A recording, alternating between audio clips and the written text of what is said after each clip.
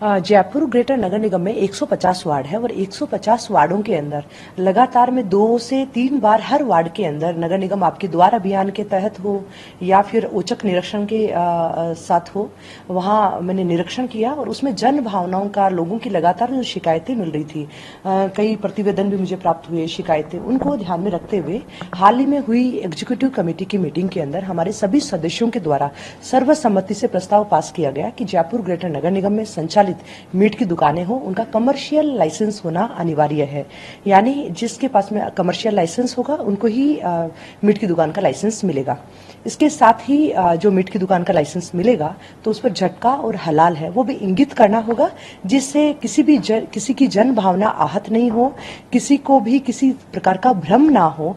जो झटका मीट का प्रयोग करना चाहते हैं वो झटका मीट की स्पष्ट अंकित होगा तो उस पर झटका मीट पर जाएंगे, हलाल अगर अंकित होगा तो हलाल वाले हलाल पर जाएंगे।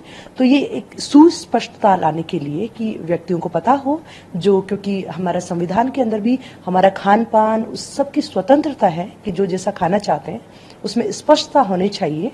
तो इसी के लिए जन भावनाओं को ध्यान में रखते हुए ये निर्णय लिया गया। इसमें जो झटका मीट का उपयोग करते हैं, यानी जो झटका मीट का अलग डेफिनेशन है, झटका मीट का उपयोग करते हैं, उनके लिए पता होना चाहिए कि यहाँ झटका मीट शॉप है। हलाल वाले को पता होना चाहिए ये हलाल मीट का शॉप है। इसमें स्पष्टता लाने के लिए ये निर्णय लिया गया है।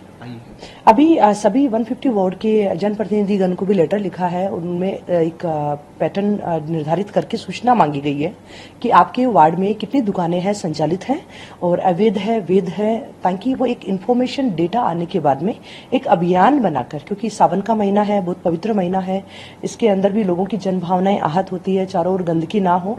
और हमारे लिए जब भी त्योहार होता है, कोई भी पर्व होता है, उसमें जन भावनाओं का विशेष ध्यान रखा जाता है। और त्योहार पर नगर निगम महापौर होने के नाते मेरा उत्तरदायित्व भी है वहां उन स्थानों के ऊपर, धार्मिक स्थानों पर स्वच्छता की व्यवस्था हो। जैसे हमारे शिव मंदिर है, उनमें सावन में उन पर स्वच्छता की व्यवस्था की जाएगी। अतिरिक्त व्यवस्था, जहां अगर पूजा की सामग्री बार बार चढ़ाई जा रही है तो उनको हटाकर दूसरी जगह रखना।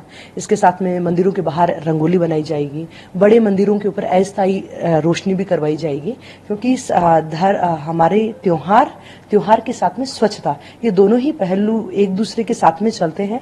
और जन भावनाओं को ध्यान में रखते हुए हम चाहते हैं कि सभी को अच्छे से अपना त्योहार मनाने की आजादी हो।